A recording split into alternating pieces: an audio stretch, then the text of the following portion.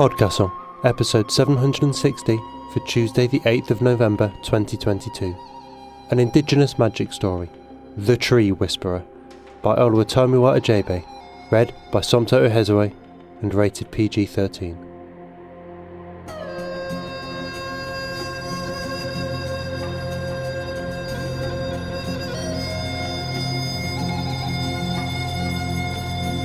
Good morning, good day, good afternoon and good evening, and welcome to PodCastle, the flying castle of fantasy fiction. I'm your host, Matt Dovey, and it's my privilege to present for your enjoyment The Tree Whisperer by Oluwatomiwa Ajebe, narrated by Somto Ohezue. This episode was first published at Zeno Cultivar's Stories of Queer Growth and is part of our Indigenous Magic Month. A quick note, if you're one of our audience who's also a writer and hasn't noticed, we're open to submissions all this month until the end of November, so send us your fantasy stories by then. Usual rules apply, but go check the website at podcastle.org and look under the submissions menu for both the guidelines and the portal. Your author this week is Oluwatomiwa Ajebe. He is a writer of the dark and fantastical, a poet and a reluctant mathematician. He has poetry and fiction published or forthcoming in FNSF, Fantasy Magazine, Solarpunk Magazine, Baffling Magazine, Lightspeed Magazine, and elsewhere. When he's not writing about malfunctioning robots or crazed gods, he can be found doing whatever people do on Twitter at Oluwa Sigma. He writes from a room with broken window panes in Lagos, Nigeria. Your narrator is Somto Ohezue. Somto lives in Lagos with his sister, their dog River, and their cats Iffy and Salem. He's a big movie geek, a runner and a wildlife enthusiast. A fan of white-soled shoes and heavy rainfall, he also fantasises about becoming a high supreme witch. His works have appeared or are forthcoming in Tor.com, Omanana magazine and others. Follow him on Twitter at Somto_Ohezue, where he tweets about his bi-monthly quarter-life crisis, among things. And now pay attention, for our tale is about to begin, and you would be wise to listen to the trees.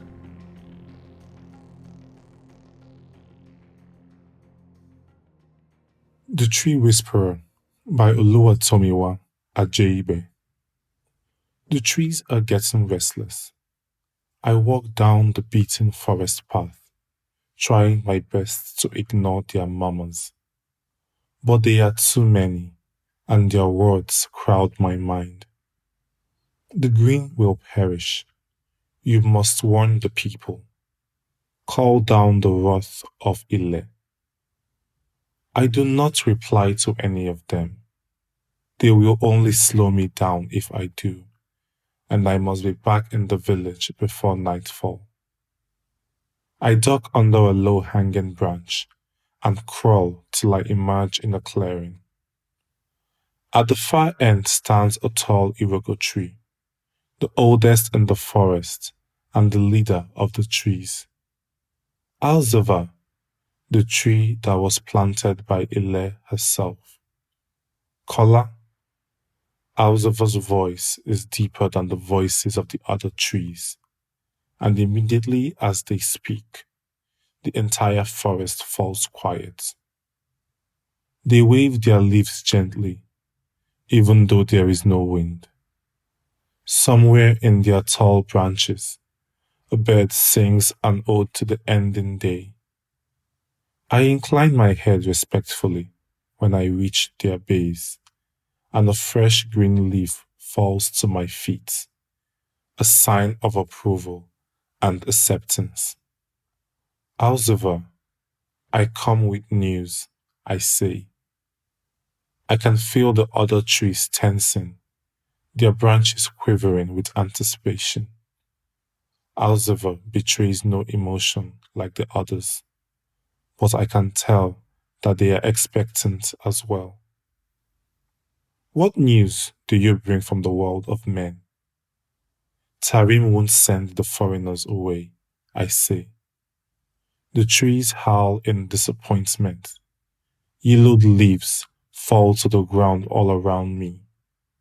Their branches shake aggressively, and I can feel the ground rumbling a little as some of them move their roots, threatening to rip them out of the earth in their anger. Enough, enough.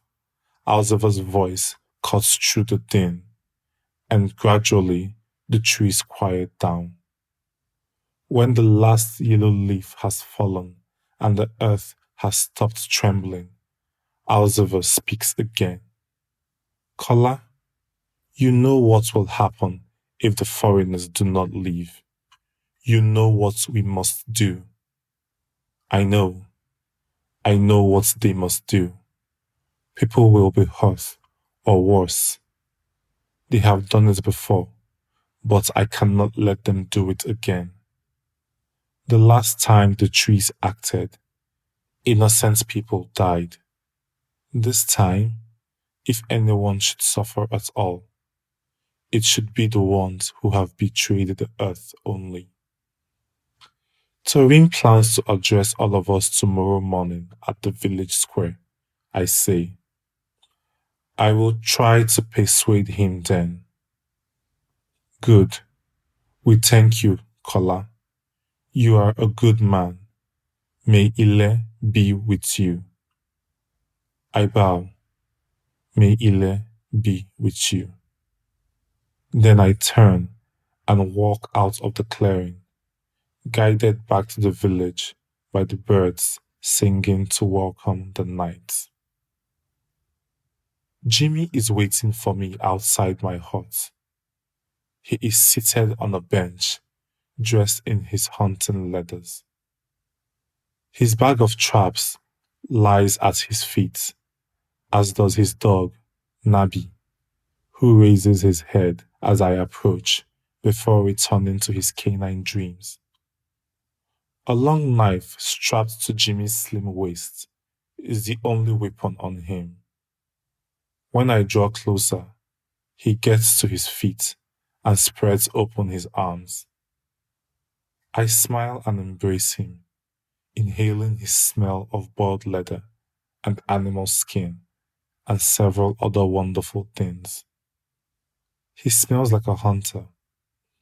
I draw a deep breath before pulling away. You tarried in the woods, Jimmy says. I was beginning to worry. The trees were not pleased, I say, as we both sit on the bench. They want the foreigners gone, or else. A frown creases Jimmy's face. He lays a strong hand over my own. Did they hurt you? He asks. No, no, I say, smiling. I try not to glance down at his legs. He hasn't always been a hunter. For as long as I have known him, Jimmy's dream has been to be a warrior, part of the group of trained men who keep the village safe. He rose through the ranks quickly and caught the eye of Tarim, our leader. Jimmy was made the captain of the village's warriors, and many whispered that someday he could even be the new leader after Tarim. But all that changed last summer. Jimmy was out scouting in the woods and climbed a tree so he could see anyone approaching the village. It was a position he had taken several times. Nested in the top branches of a tall tree, he would be hidden from the view of anyone on the ground. But on that day, he stepped on a weak branch and fell. The other scouts found him and brought him to the apothecary. That was how we met. I nursed him back to health, but the bones in his legs were damaged permanently. He would be able to walk with a limp, but he couldn't fight anymore. He became a hunter. Oh, he says, I'm sorry. I just don't trust the trees. I understand, I say. We sit in companionable silence for a while, listening to the crickets and staring at the stars. You will talk to Tarim tomorrow, won't you? Jimmy asks. I nod. Be careful. You know Tarim. He's too stubborn. I smiled and placed a hand under his chin, turning his face to me. You worry too much, I say. Jimmy opens his mouth to say something else, but I kiss him before he can speak, and whatever words were traveling up his throat turns into moans. His strong, calloused hands run up under the hem of my shirt and caress my chest.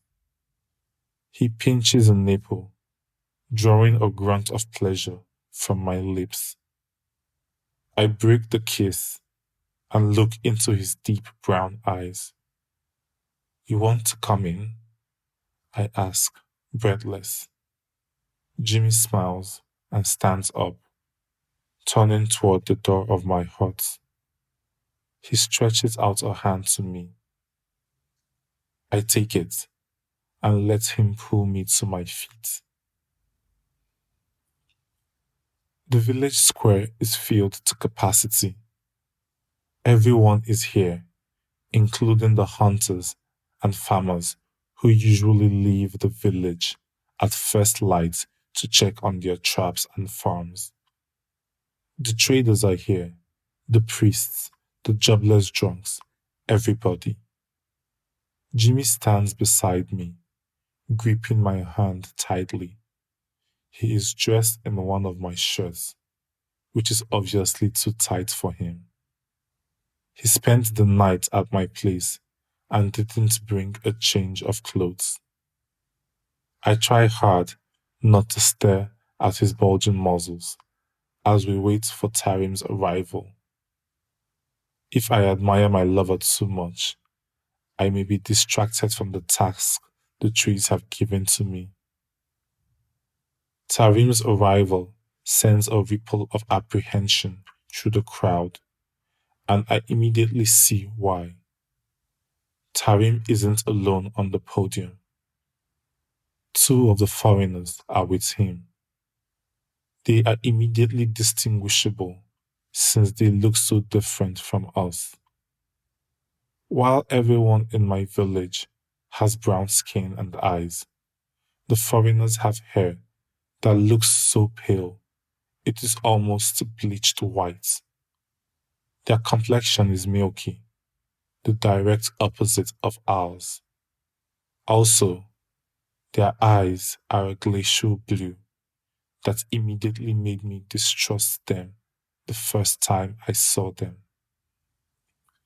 There is something about their eyes that puts me on guard whenever I'm around any of them. The foreigners appeared in our village without warning. One day, they weren't here, and then they were. They speak our language with a strange lilting accent.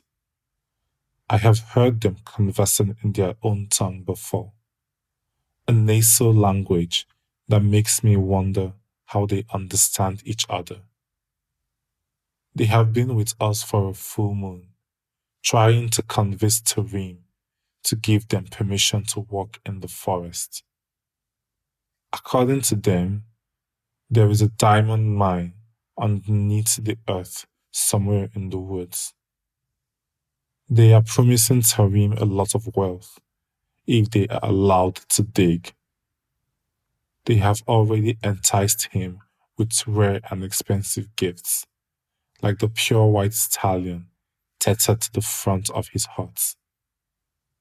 I have even heard rumors that one of the female foreigners shares his bed every night. According to the rumor mongers, lying with foreigners is different from normal lovemaking. This is a meeting for the people of the village. The presence of the foreigners can only mean one thing. I fear that it might be too late to stop Tarim. People of Odwa village, Tarim says, his booming voice reaching every ear in the square. I have called you here this morning to give you feedback concerning the matters we have discussed before. As you all know, we have visitors who have come to us from distant lands. They seek something we have in abundance: diamonds. We do not have the means to extract them from the earth, but our visitors do. They promise to make us rich, and with that wealth, we shall turn this village into a prosperous town. Tarim grins maniacally, and to my dismay, I see many people nodding at his words, most of them young men. If the villagers give their final approval, it is done. The mining will begin, and then the trees would have to do again what they have done only once before. This is unacceptable.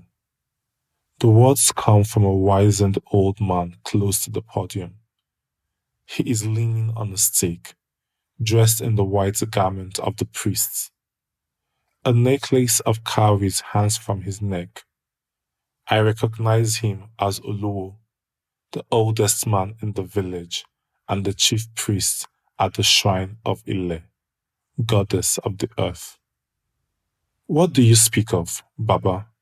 Tarim says, keeping his tone polite, though there is a fierce look in his eyes. You cannot desecrate Ile's earth this way, Oluwo says. The earth gives out of her boundless mercy. Nothing can be wrested from her grasp. To attempt this would be tantamount to self-sabotage.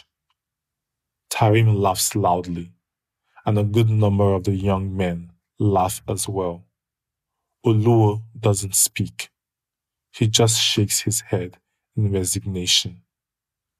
I have something to say. My voice surprises even me, but I know this is the right moment to speak up. Jimmy squeezes my hand reassuringly, and I squeeze back. Well, Healer, what do you have to say? Tarim says, a scowl on his face. I tell myself to remain calm as I meet his fierce expression. Tarim leads the village with an iron fist, and he doesn't like any form of resistance. I choose my words carefully. Oluwo is right. The forest cannot be defiled. And why is this? Did you see a vision in a bundle of herbs? He mocks. The sycophants laugh again.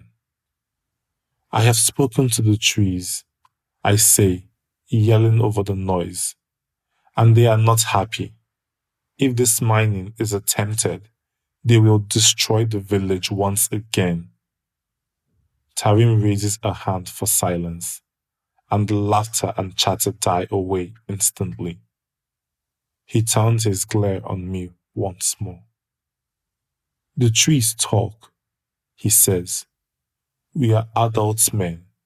Get out of here with that midwife's tale. It is not a midwife's tale. It is real.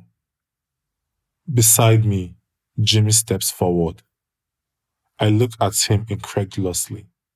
He is usually quiet in gatherings like this, even though I've told him countless times that he needs to speak up more.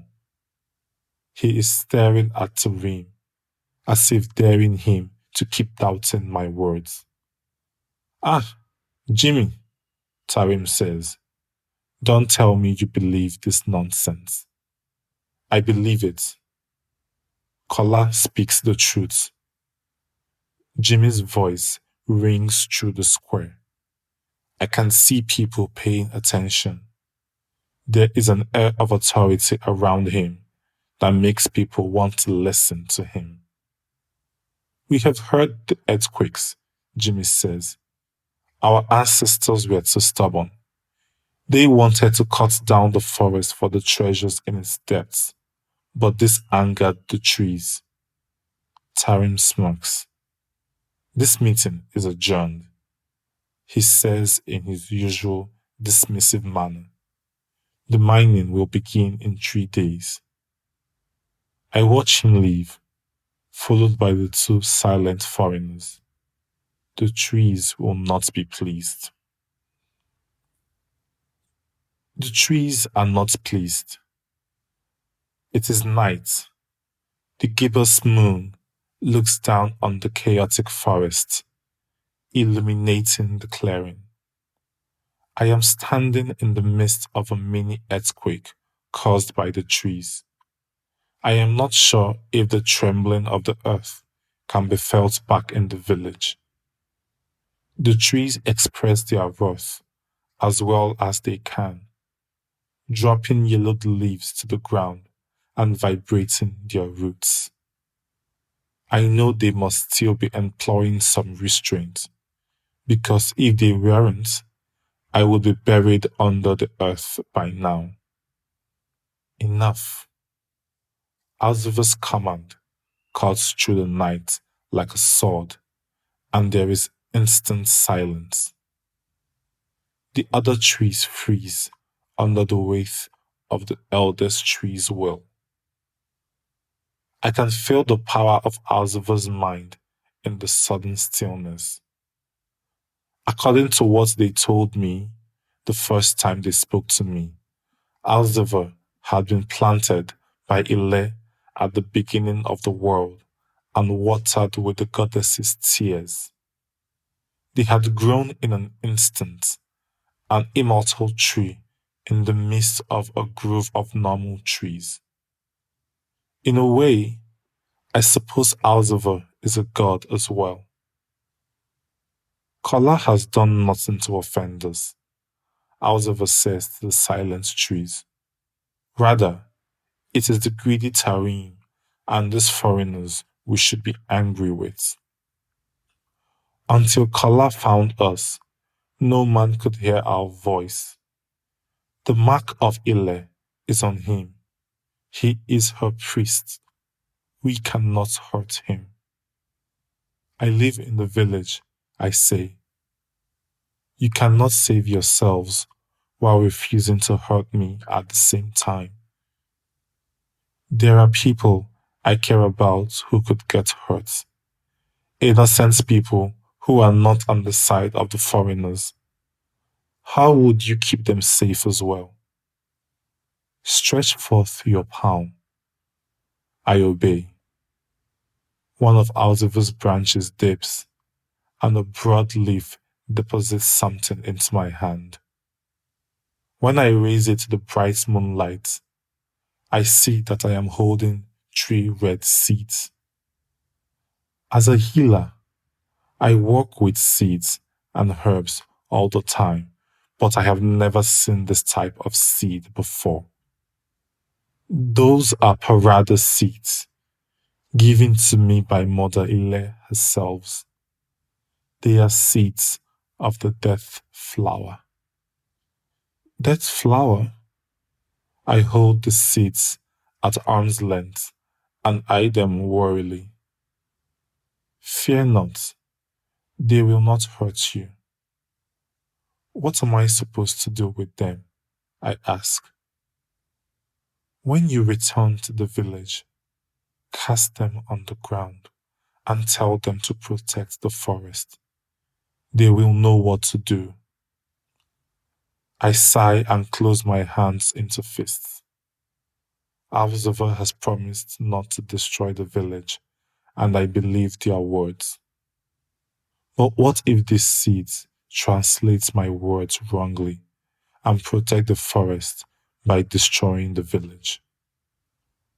Alcivar must have read doubt on my face. Fear not, you shall not be harmed. The death flower seeds have the will of the earth. They shall follow whatever purpose your heart desires. All right, I say. May Ile be with you. May Ile be with you. The village sleeps. I take a deep breath as I look out at the darkened huts. There may be no going back from this.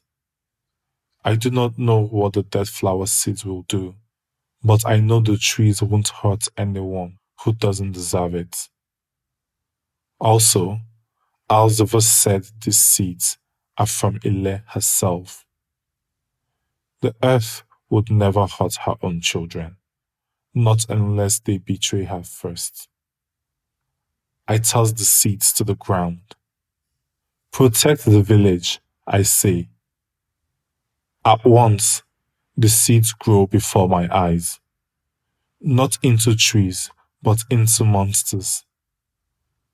The tree things standing before me are vaguely humanoid, but where they should have legs, instead they have roots. Their hands end in sharpened points for each finger, and their heads, they aren't there at all. When I look upward, all I see is darkness, clouds of formless darkness that turn to glare at me, even though they have no eyes that I can see. Ile's servant, we shall obey you. I blink, and they are gone, melted into the night. Jimmy's excited voice wakes me from sleep. You have to see this. I open my eyes and look up at him. He is fully dressed, with awe and fear in his eyes. What happened? I ask. Come, he says again before leaving the hut. I rise from the bed and follow at a slower pace. Outside, there is nothing but chaos. People run around, all in different stages of undress. I frown and look around. Some people are obviously packing.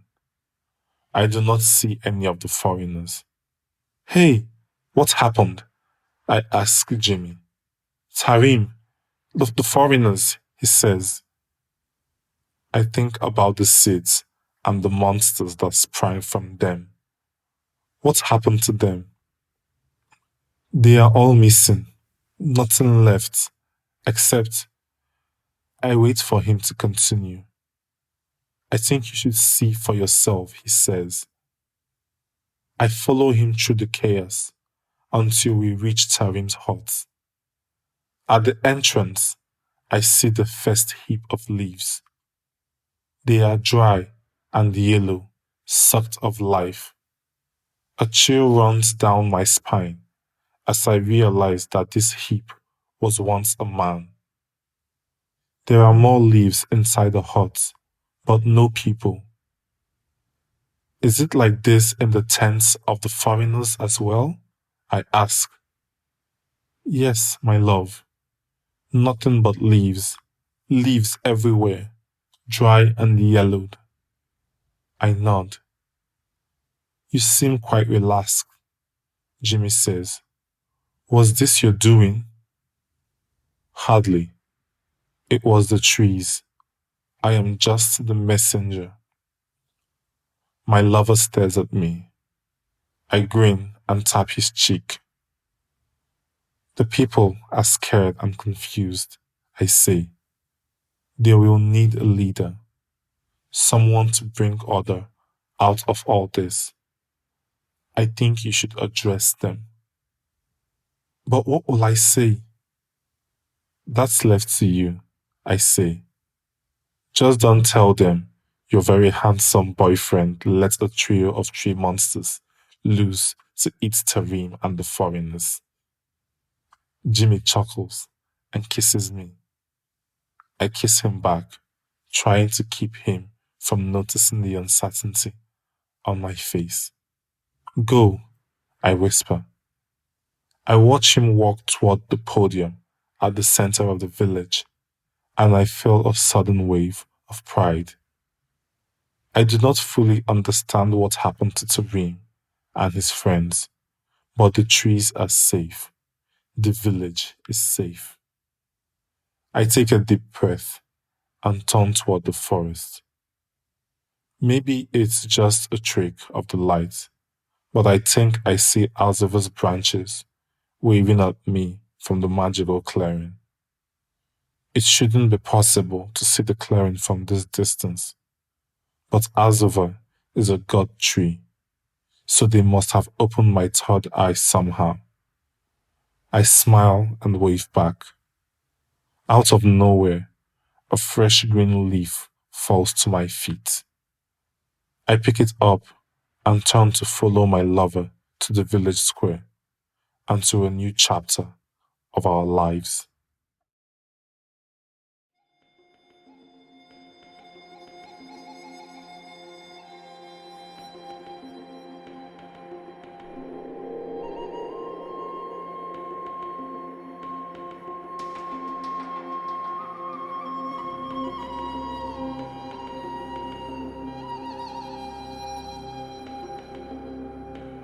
And welcome back.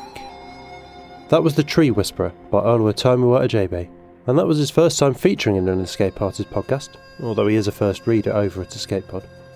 If you enjoyed that story, then we'd recommend checking out Harvest Moon at Solarpunk Magazine, or Illusions of Freedom at Baffling Magazine, as well as following him on Twitter at Oluwasigma to know when those forthcoming stories are out.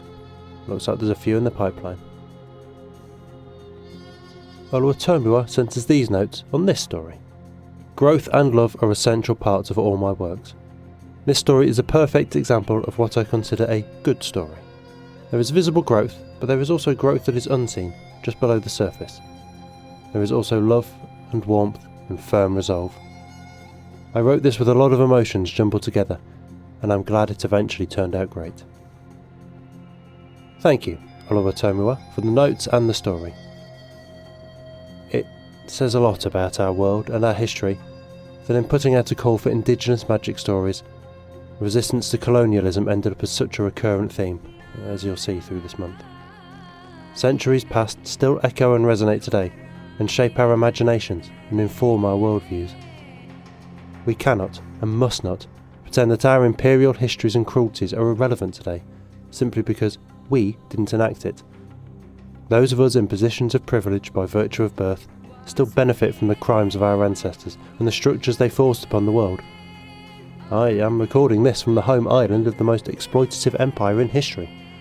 I may never have visited Africa or the Caribbean, nor lived contemporaneously with the British Empire, but I still benefit every day from having been born in a country that enriched itself from the natural resources of other countries, and not just materials dug from the earth, of course, but slaves stolen from it too. The impact of that history is precisely why fiction such as this, such as we're showcasing this month, is so important.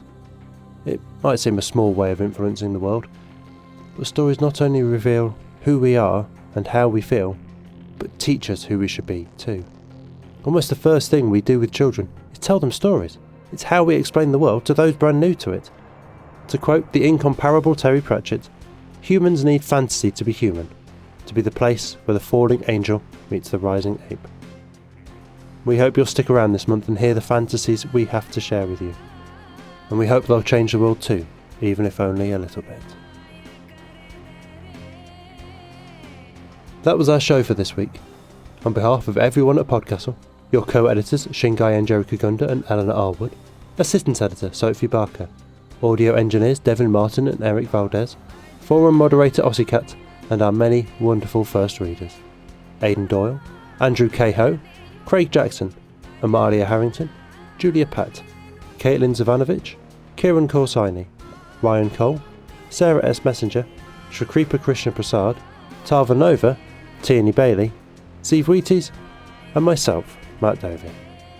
Thank you for letting us share another story with you. The legal bit. PodCastle is part of Escape Artists Incorporated, and this episode is distributed under the Creative Commons Attribution Non-Commercial No Derivatives 4.0 International License. That means you can share it, and please do, but you cannot sell it and you cannot change it. If you want specifics, check creativecommons.org.